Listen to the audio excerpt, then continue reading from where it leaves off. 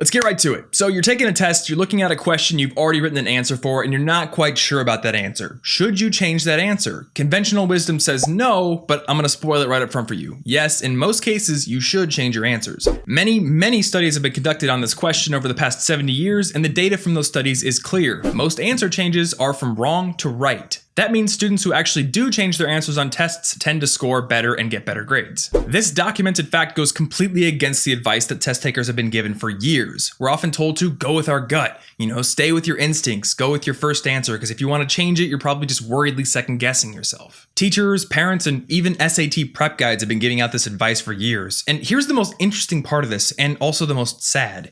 Even though I'm giving you this data, even though I'm telling you and showing you, and even if you believe it, you're not likely to start changing your answers. You're actually likely to keep sticking with your initial answer in future tests. So we're really trying to explain two things here. Number one, why people tend to stick with their original answers in the first place. And number two, why even when presented with the data to show they should change them, they tend to not do it. Now, out of all the research that's been done on this topic specifically, and all the information out there on cognitive biases, the brain bugs that form the underlying foundation of the problem, the most succinct answer that I found was in a book called Why We Make Mistakes by Joseph T. Hallinan. I'm going through this book right now, and so far it's a fascinating overview of many of the mistakes we make in our everyday lives and the cognitive biases that cause them. For the specific mistake of sticking with your first answers on tests, though, Hallinan identifies two underlying causes of the problem. Number one, the power of first impressions, and number two, the fear of regret. First impressions are so powerful because our brains can look at a situation and make a snap decision on it very quickly. In addition, we also tend to take limited information and then fill in the gaps with conclusions of our own. This phenomenon is explained pretty well in Daniel Kahneman's book Thinking Fast and Slow, where he outlines the differences between the brain's System 1 and System 2, System 1 being the one that makes the snap decisions. The big player here, though, is the fear of regret, and specifically, people tend to regret mistakes that come about through action